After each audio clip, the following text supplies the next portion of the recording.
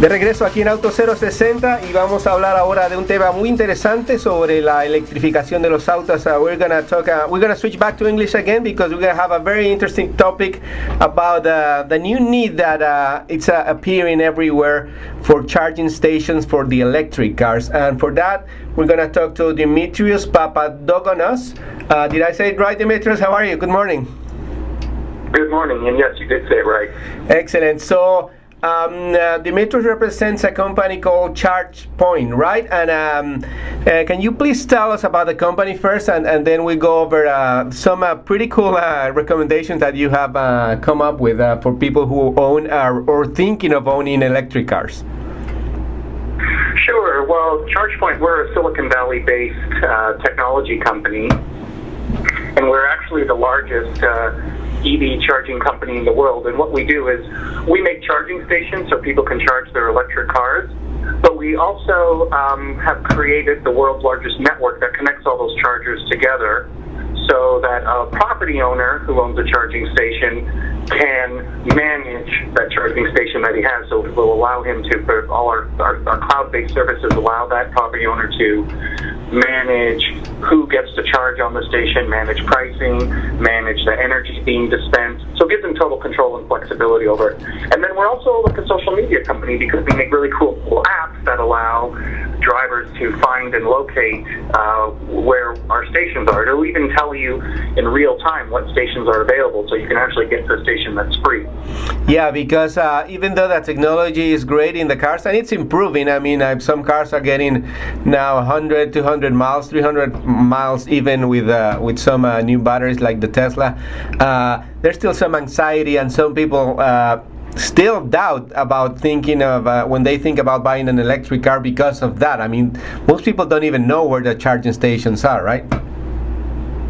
Yeah, well, we're the largest network in the world, and we have over 15,000 places to charge in the United States now. And so you're starting to see stations in more and more places wherever you drive.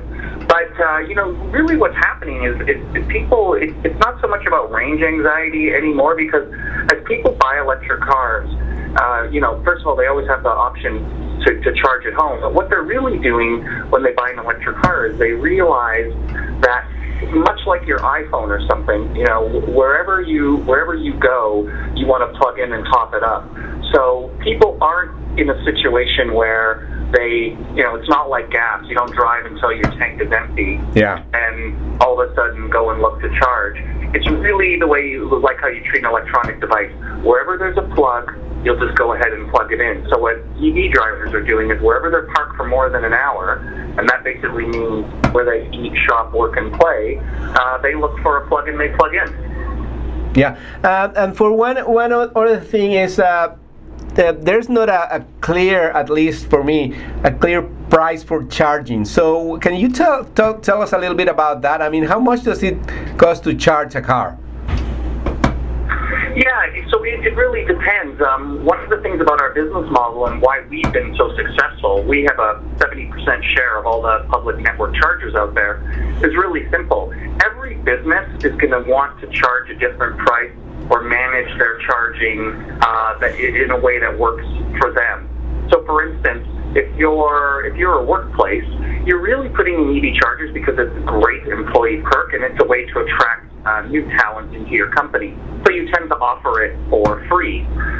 If you're a retail mall, you tend to offer it for free as well because you want to attract in customers. So once the customer's been in your store for a couple hours, you kind of want them to leave and make room for the next customer, right? Yeah. So what we'll do is we'll give you parking free for the first 2 hours, but after 2 hours, it goes up to $5 an hour or something like that. And if you're a parking garage operator, well, you're in business to make money for parking. So, of course, you charge as much as the market will bear for electricity. So it really does depend on what the business is and what the business needs are. And when you deal with ChargePoint, that property owner gets to set the price that works for his business. That said, most charging stations in the U.S. are still, on the ChargePoint network are still free. About 60% of our stations, the property owners do not charge anything for the electricity. So they're giving away the electricity for free. Yeah, that's pretty. As more and more drivers are coming, property owners are now thinking about what is the appropriate price to charge, and you'll start seeing a modest fee probably in the near future. Yeah, free is always good, but I guess in any case it's still cheaper than gas, right? Yeah, that's the other thing. Driving on electricity is as little as a tenth of the price of gas.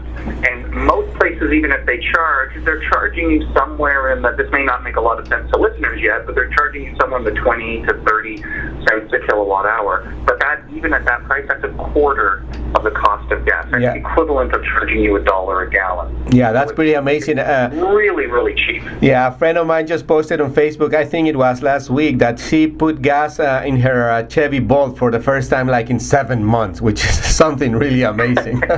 So, Dimitris, you came up with a pretty cool list about 5 tips to avoid charge rage and congestion at workplace and other charge stations, which I think it's something that is going to come up and maybe still already coming up, and that's why you came up with it. So can we go through those 5 points, please? So scale up is the first one. Absolutely. Yeah, so what we discovered is, we've got over 2,000 customers, and the majority of our customers are workplace customers. So we've got some experience with what the media is calling charge rage, which is simply really nothing more than, people coming to work, driving their EVs and looking for a place to charge, and there aren't enough places to charge their car. So there's a few things that workplaces are doing. First and foremost, workplaces have really began to understand that what they need is to have the right amount of chargers for the right amount of cars. And that's to have one charger for every 2 cars. And the reason for that is simple, because the natural behavior in the office is people tend to either go out for lunch, or at least they're free and available to move their cars at lunch. Yeah. So what naturally happens is people who get charging stations in the morning plug in. At lunchtime, they move their car, and people who didn't get a charging station in the morning can then plug in. So you really only need one charger for every 2 cars. So companies are really aligning their charging offering to that behavior, and as more cars come, they just add more chargers to keep that ratio at 2 to 1. Another thing that's becoming really popular is what's called the valet bowl, which is simply, if you're an EV driver, when you come in through the front desk, you just leave your key in a bowl, and basically you say, look, when my car is charged in a couple of hours, someone can move it and put their car in the spot. So that's leaving the keys, huh? That sounds a little bit risky to some people, I would think. Yeah, well, typically in some companies, it's usually a designated sort of valet person who'll do it. So someone will volunteer for the day, or the receptionist or the admin will do it, or someone sort of takes that role. So, and it tends to be in companies with the more predefined, smaller parking lot. So it's not like your car got moved 2 blocks away and you can't find it. Yeah, exactly. Usually it's right within 2 or 3 spots of where it was. So another one is get on the list, and it's just like as you were saying, you also are like a social media network. So this is part of that? Yeah, you have little communities forming with EV drivers within companies. So they do interesting things like they create an email distribution list of EV drivers where one person can write and say, hey, I really need to plug in, can anyone move their car? So there's that type of thing. So it's really like a little community inside the office where the EV drivers can talk with each other and engage in cooperative behavior. Another thing that's happened is people treat, some companies are just starting to treat parking spots like a conference room, and you actually can go into your Microsoft Office or whatever you're using and book that parking spot like a conference room. Yeah. So, Dimitri, so obviously the electric cars and plug-in hybrids are not still very big in terms of volume. I mean, when we're talking about 16 million cars sold in the U.S., I mean, the percentage is still pretty small, but this is going to keep growing, right? So what's the vision that you guys have in terms of expanding these networks? Are they going to have to become like gas stations? They're going to have to be pretty much everywhere, right? Yeah, I think a better way to think, you're right. The way we think about it is we don't really talk about gas stations because charging your electric car will never be like a gas station. You'll never get your car down to empty and then stand for 3 minutes and fill your car up. It's going to be more like parking meters, because what's convenient about EV cars is that you charge your car at your destination. It's not on your way to your destination. So really, the time it takes to charge your car can be thought of as only a few seconds. If you get to work, you get out of your car, you plug your car in, that takes 5 seconds to plug your car in, then you go to your office, and it doesn't matter how long it takes to charge your car because you're sitting in your office for a few hours before you're going to move your car again. So we tend to think of it more as parking meters because it's where people are parked. And yes, we're going to need hundreds of thousands of more of these as the cars come. Right now there's just over 175,000 EVs on the road, but by 2020, there will be over 3 million electric cars on the road. So the growth is just exponential, and companies are really scrambling to adjust and keep up to this. Yeah, so you're going to be busy, I guess, for the next few years. we hope so. We think so.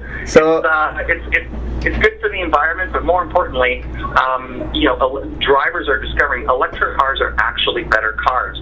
This is absolutely amazing. Yeah, Dimitris Papadogonas from ChargePoint. Thank you very much for information. And very quickly, we're running out of time. A webpage where we can find more information about it? Absolutely. Just go to ChargePoint.com, and we've got all kinds of great information to help readers figure out what's the right car for them to drive and where charging stations are located. Excellent. Thank you very much, Dimitris. Have a great day. Thank you so much. Thank you. Bye.